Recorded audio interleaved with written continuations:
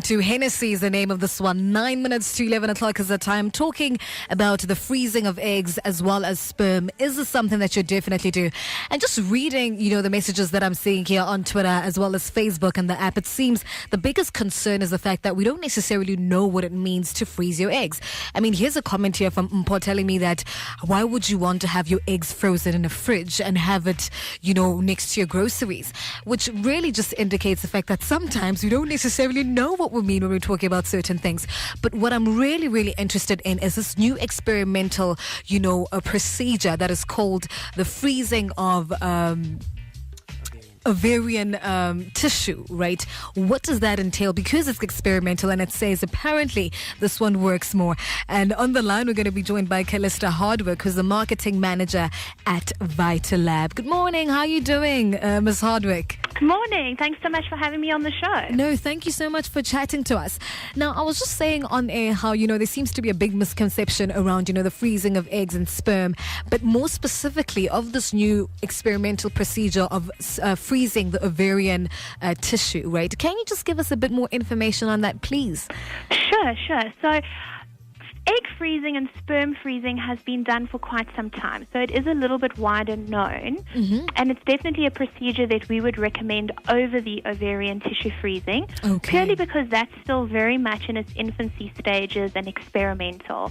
Whereas with egg and sperm freezing, we know what statistics and outcomes and things that we would get if we use that technology. Yeah. And I heard one of the tweets saying about keeping the eggs frozen in the fridge. So I do want to just clarify. It's called cryopreservation, and there are cryobank facilities where these eggs and sperm would then be frozen. Yeah. So same as patients who freeze stem cells in case anything goes wrong in their future. This is the same kind of concept. You are freezing your eggs and sperm to secure your future of having children. They'd remain frozen in a bank or in a facility like Vitalab. Okay. And when you're ready to utilize those items, you would then undergo treatment to use those, either the eggs or the sperm. Okay. So why exactly would people then, or you and I, go under the process of having our eggs frozen or the sperm frozen? Sure.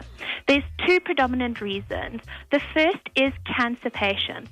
So patients who are going to be undergoing chemotherapy and radiotherapy, it does damage and it does have an impact on their future fertility. Okay. So these patients then, to secure so that in the future they can still have children, they then freeze their eggs or sperm with us prior to undergoing treatment. Okay.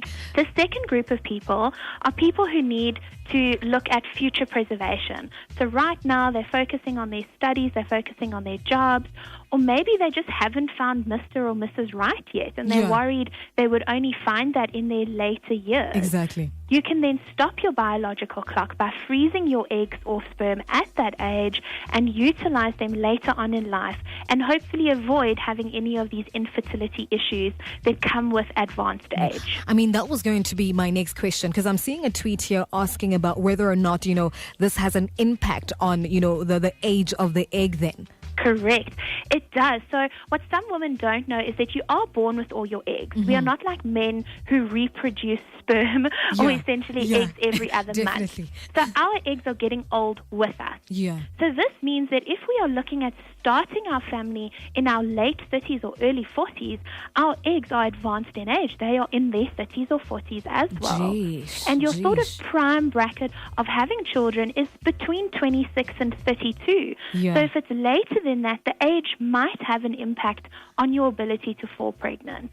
So we suggest, if you are looking at freezing your eggs for a preservation perspective, do it before you are 35, so that you are using younger eggs, which are usually more genetically normal and have a higher chance of resulting in a normal pregnancy. Yeah, definitely. Just a quick question before we close things off there, Ms. Harwick. I mean, we spoke about the fact that, men just... I'm going to say generate loosely because I can't find the right word now. In terms of their sperms, right? It's something that is reproduced over and over again. Correct. So, I mean, the only reason there, or one of the reasons then for them to store their sperm is if also they're cancer patients and not necessarily them trying to preserve their sperm. Is that correct? That is 100% correct. Okay, well, perfect. Thank you so much for speaking to us. I think you've cleared up a lot of things for us. And it's very interesting to know that, there's something that you can do about, you having children in the future.